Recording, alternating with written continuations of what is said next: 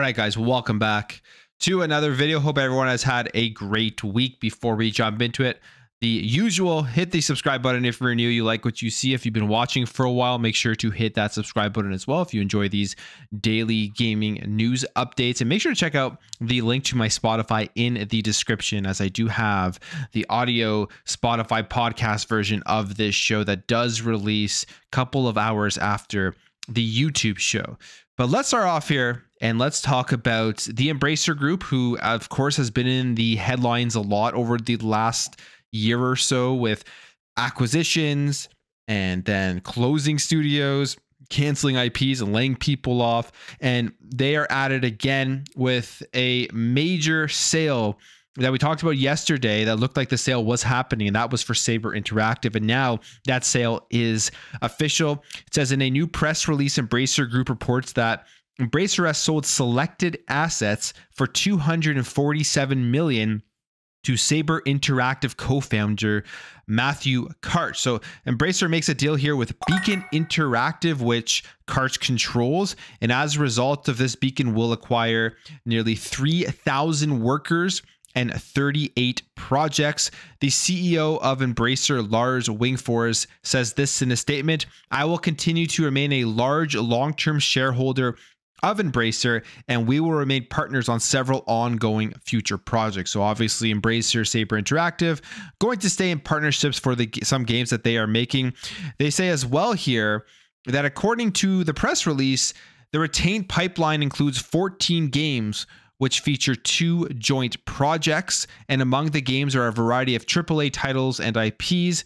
And one of these will be a previously announced AAA game based on a major license. And there's also new AA game from 34 Big Things, which is a game based on the Asmodee IP. And then they also say some specific titles also include Killing Floor 3 and Teardown. And Embracer will also retain full upcoming pipeline and back catalog from Zen Studios, Aspire, and Tripwire. So if you like those games, those are still staying over with the Embracer Group. I mean, we just had the Star Wars collection with the Battlefront games come out, and that's kind of been a major debacle. A lot of people were excited for that, but they've had some major server issues at the very least. I haven't played it yet. I was planning on picking it up and playing, but after what I've seen so far, I'm going to wait until all of the stuff gets worked out before I do get into that game. But there you have it for some of the back catalog games they are going to be picking up. And then the other big thing here has to do with 4A Games and Zen Studios, as well as the Metro franchise. So there's kind of some confusion here, but there was an update. So this says here, according to Bloomberg, Beacon intends to exercise an option to acquire 4A Games and Zen Studios, which would see the total value of the deal rise to about $500 million. Because there were questions about this, whether Metro was coming over with Saber Interactive or if it was staying with the Embracer Group. As it did say here, long-term license and publishing rights to all current and future PC console games in the Metro franchise are held within the Embracer PlayOn Group. These rights will not change regardless of whether the option rights are exercised. So that is the thing here. So they did exercise their options to acquire 4A Games as well as Zen Studios, but the actual Metro franchise apparently is still being held within the Embracer PlayOn Group, which means, I mean, that's one of the biggest titles that Embracer had. One of the most beloved, popular franchises was the Metro franchise, and that's staying with Embracer, which I don't think is a very good thing. I think that has a lot of Metro fans very concerned now for the future of the franchise based off of what Embracer has been doing with their IPs and with their studios and games. So that's unfortunate. That's actually a very sad thing to hear. Hopefully they don't completely destroy it. But again, obviously we will have to wait and see what happens with Metro going forward. But there it is. Saber Interactive is no longer a part of the Embracer Group. That's a good thing. And now we can see how this changes, or what more changes will be coming to the Embracer Group going forward. All right, jumping over here, let's talk about a game that Game Pass is actually losing before it ever entered Game Pass. And that is Ereban Shadow Legacy, which is a game that I believe this was shown off at one of the Xbox showcases, and they announced that it was coming to Xbox Game Pass. And when they did show it off, I thought it looked really good, like a third-person action stealth adventure game. You can see the video here if you're watching it. And Apparently, it is no longer coming to Game Pass due to a change of publisher. So the game was previously being published by Raw Fury. Apparently that isn't the case anymore. As they say here, it seems the developer is self-publishing. Instead, they did put this out. They say, unfortunately, due to recent changes in our partnership with Raw Fury as our publisher, the release of Erebon Shadow Legacy on Xbox and Game Pass on day one got canceled. However, please rest assured that we will do our best to bring Erebon to Xbox as soon as possible. So this game is releasing on April 10th, but it is only launching on PC. So that's kind of why they had to mention that people should rest assured that they will be bringing it to Xbox, because there is no actual official release date yet for the Xbox version, but obviously they are working on it. But if you do want to play it, it is coming to PC on April 10th. Obviously not in a subscription, not in the Game Pass service. So this is kind of a weird one. It's kind of a weird one that they got to just pull out of the deal, obviously, because the publisher made that deal with Xbox and they're no longer with that publisher. So I guess they don't have to do that deal anymore. They can do whatever they want, which is they're deciding to just release it at full price and not put into the service. I wonder if it's also maybe because some funding gets pulled, or some of the money that they would make gets pulled because of that Game Pass deal not going through. There has to be something in there that would make them want to have this decision, because you think a smaller game, this isn't going to be a huge game. This is one that a lot of people probably don't know about. You would think putting this into Xbox Game Pass would get a lot more eyes on it. Plus you would get a lot more money for the marketing and development for the actual deal of making that with Xbox. But obviously that's not the case, and we'll check it out, I guess, when it does actually launch on the Xbox consoles. Let's jump over here and let's talk about AI, because AI is such a huge discussion right now within video games, especially with a lot of the recent layoffs. You have a lot of people out there worried that AI is going to come in and just destroy all the jobs. And a lot of people are going to be laid off, even more so than what we have seen in the last year. Now, on the other side of the coin, it's like you look at AI and you think of some of the things it could do to actually help gaming. I think there'd be a lot of awesome things that AI could bring to game development and create more immersion for gamers, just by being able to offload tasks that you would take hours and hours to do, that AI probably could do extremely fast. And you would probably not just even add into games things like giving NPCs all different dialogue and different looks, and not doubling down on just the way that they interact with your actual character. If AI can do that, we'll probably have far more immersive worlds when you're walking around and just interacting with all of the NPCs out there. So I think there's good, there's obviously bad too. It all has to be weighed out. But Xbox's Heiyan Zhang, who is the general manager of gaming AI at Xbox, discussed the use of artificial intelligence. And Zhang says this: he emphasizes the importance of supporting people rather than replacing them when creating resources, and that game development requires understanding people's needs, finding the right use of AI, and creating solutions. And software engineers are developing and writing code 55% faster due to AI. So that's an interesting point, because they are taking AI and it's being used by the actual devs themselves to help them be more efficient, rather than actually replacing the devs, at least right now. Now, of course, she's going to say things like this, and I do believe that people first in developing these games is the most important thing, because without the people, we're just not going to have very good games. I don't think there's ever going to be a point where AI can actually make a great video game. Maybe make smaller ones. I think there's already AI out there that can already make like side-scrolling 2D platformers, but they're not good games. So you always need the people, you always need the creative vision. But if you can take AI to help offload some of these tedious tasks of getting these games to market, that will help the overall development and performance and the game itself. It'll probably have less games coming out that are completely broken. There'll be just a lot more quality assurance, I would think, because they have more time at the end of the day when other pieces of the development have been sped up. So I think that's good. Also says here, the future of AI and its influence should be collaborative, with players and developers co-authoring the future together. So just some interesting points here, kind of where Xbox is looking at this, at least as of right now. In my opinion, however, AI, a lot of these companies look at it from the bottom line perspective. How can they make more money by being more efficient with AI? As she does say here, I mean, it helps developers code 55% faster, but if they can find things that AI can do just as good as a human developer, I feel like you will see some of that negative impact to people's jobs at some point in the future. All right, let's talk DLSS, NVIDIA RTX, and all of that good stuff with PC and DLSS 3.5 and full ray tracing. It is now actually coming to a couple games here.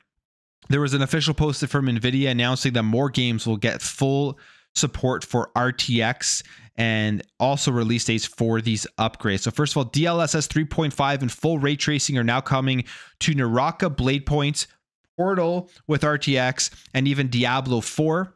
They say the release date for Diablo 4's RTX update is set for March 26. So everyone out there who's playing Diablo on PC, that's when that update will come in. Of course, Diablo 4 is still coming to Xbox Game Pass, the first major game from this ABK deal to make its way onto the service on March 28th, which is pretty exciting. I wonder if that's going to signal more ABK games coming over in the future and how they're going to stagger the release of these games into Xbox Game Pass. Now, when it comes to Naraka Bladepoint, they say will only support full ray tracing in 3 PvP and PvE areas.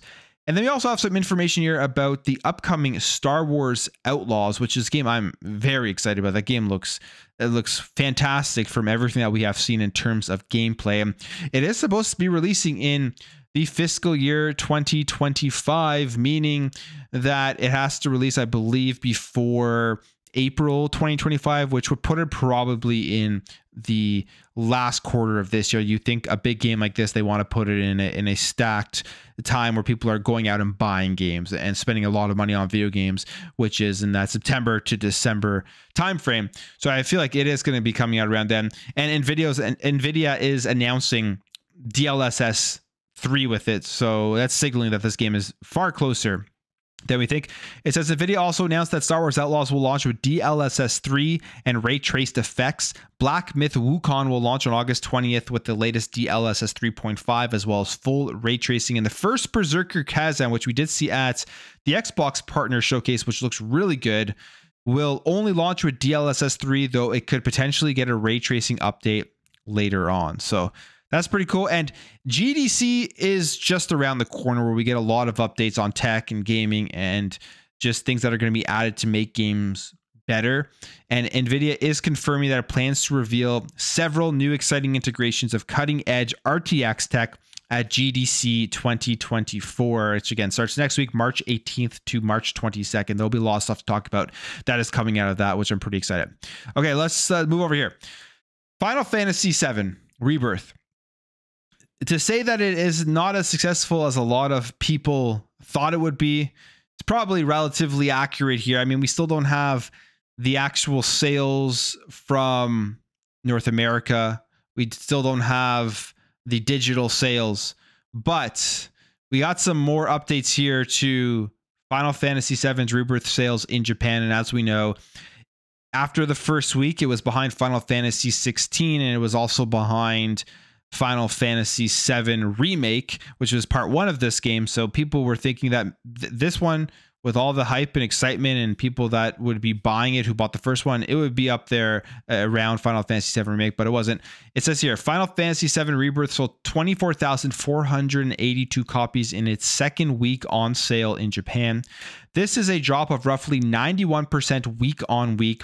Total sales in Japan now stand at 287,138. So obviously, these aren't numbers that Square Enix would want to see for the game itself. They'd want to see it probably closer to part 1. They would want to see it competing with Final Fantasy 16. Obviously, that's not what is happening here.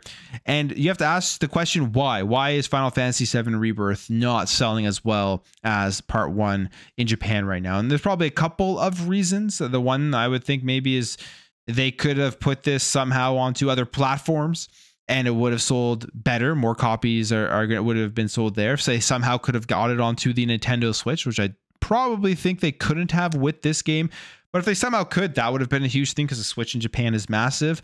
If they were to ever release this game in the future on the Switch too, that would probably boost sales. We'll see how Square Enix looks at this. We'll see, because they always come out. Square Enix is notorious for saying every game has been a disappointment in terms of sales. I mean, even if you think that they sell really good, they always come with that press statement and say it didn't meet our expectations. I feel like they're going to do the same thing here. And I wonder how that affects going forward their relationships or their business deals that they do make. Because we know Square Enix is now at least it seems like from what we have seen with Phil Spencer on stage, as well as Final Fantasy 14 coming over, much better terms with Xbox. And they really do want to release their games on the Xbox platform and ecosystem going forward. So we'll see if there's more of that comes to fruition. And if they decide, hey, for the next big Final Fantasy game, not the part 3, because I feel like that deal's already been struck. Maybe for Final Fantasy 17, they don't do anything here with the console exclusivity deal. All right, let's jump over here and let's talk Jim Ryan, because Jim Ryan was on CNBC. And Jim Ryan was asked about the Activision Blizzard acquisition, the deal for Call of Duty. And it's kind of funny. He basically does confirm here that they passed up on the better deal at the beginning of these negotiations. And then they ended up having to sign the 10-year deal for Call of Duty at the end, which, if you know about the deals, the first deal is actually offering PlayStation the entire suite of Activision Blizzard games. And then when the deal that they signed at the end, just before the ABK deal passed, it only included Call of Duty. So let's just quickly listen here to Mr. Jim Ryan, who is on his way out. He's going off to retirement, in terms of how he answered this question about that. It was good. It was a good pushback by the reporter here to press him on this. So let's take a listen. About Microsoft buying Activision and what that could mean for exclusives, what that could mean for cloud streaming. At the same time, Sony has done very similar things, buying studios to make them exclusive or making exclusive deals with companies like Square. In your view, why was the Activision deal wrong or bad for the industry? Yeah, the reason that we felt this one was different to anything that had happened in the past was the sheer size and importance of the Call of Duty franchise. So we were absolutely thrilled to be able to negotiate a deal with Microsoft to ensure that that franchise remains available on PlayStation platforms for the next 10 years. And that was very important to us, and we're very happy to have done that deal. So that's kind of funny, because first of all, he starts off and he talks about Call of Duty. And we know from the leaked documents that Call of Duty, he wasn't actually very worried about it at the end of the day. That was just kind of a talking point that they were using going forward to try to get the deal blocked, which they obviously failed. But the timeline is a little different though, right? Because why didn't you agree to the deal when it was first offered? And instead you were part of the case with the FTC, a key witness for the FTC. Yeah, you know, we're at risk of getting very granular here, but there are deals and deals. A deal that was offered at a certain point of time may not have been the deal that was actually signed. So there you have it. He kind of just skirts around the question, just says there's deals and deals. But he's basically here saying, yeah, I mean, he's kind of admitting here by not answering the question fully, in my opinion, at least, that, yeah, they got a better deal at the start. They didn't sign it. They were trying to block this deal. That didn't work. So they ended up being pushed into the corner and having to actually sign a worse deal. And Sean Layden actually talks here about consolidation, and he has a completely different take. And we know Sean Layden has actually just been on some interviews, and he's continuously talking about this type of stuff. But it's funny because Sean Layden now works for Tencent, which is notorious for purchases and consolidation. But here's what he says. In the industry, I see people like Microsoft or Embracer or some groups out of Saudi Arabia buying up a bunch of studios. And I see consolidation to be the enemy of creativity. If we've commoditized the product, you're just going to get more of the same. There you have it from Sean Layden talking about how creativity is killed by consolidation. And honestly, it is true in many ways that consolidation can be very bad for an industry, bad for creativity. And one thing when it does come to the gaming industry is that right now, you look at Xbox, you look at PlayStation, those are two big companies. They've both made lots of acquisitions. They actually even mentioned PlayStation Studios acquisitions after Sean Layden talks. And you have one side where here's PlayStation, where I would say over the last 2 years has been very uncreative. Remakes, remasters, really nothing new out of their big first-party studios, first-party development. You do have Xbox on the other side, who I think has been far more creative. Yes, they've bought up a lot of studios. Yes, they've bought up a lot of developers, but they've still allowed these developers to actually go out and make creative games that they do want to make. I mean, just recently, you think about Pentiment, you think about Grounded.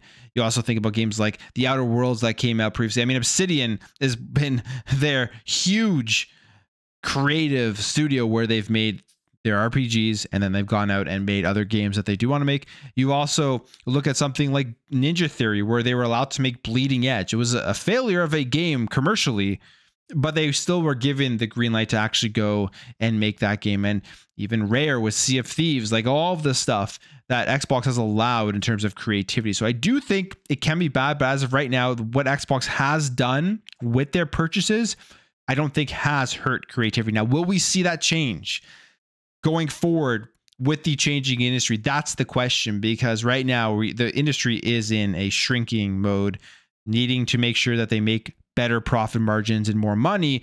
That generally will lead to far safer plays when it comes to game releases.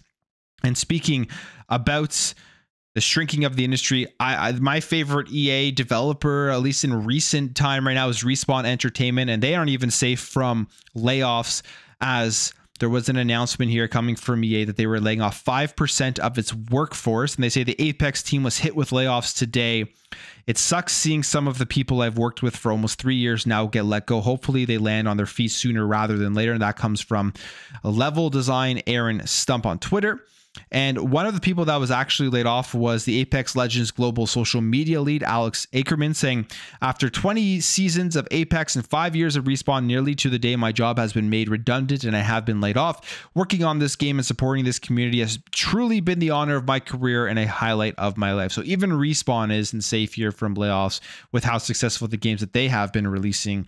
Apex, the Star Wars series, and that comes after releasing probably the best first-person shooter they've gotten in a very long time, which is Titanfall 2, but commercially that game obviously did not do as well. They got to bring out Titanfall 3 at some point. I think at this point now, people want it. A lot more people have discovered the game since it's been released, and I feel like that would be just a no-brainer for a success for the gamers in terms of it being a good game, and a success commercially as well for Respawn.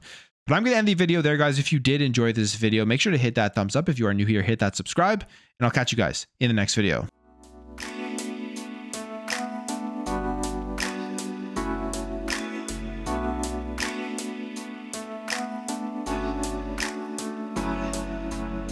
We'll be right back.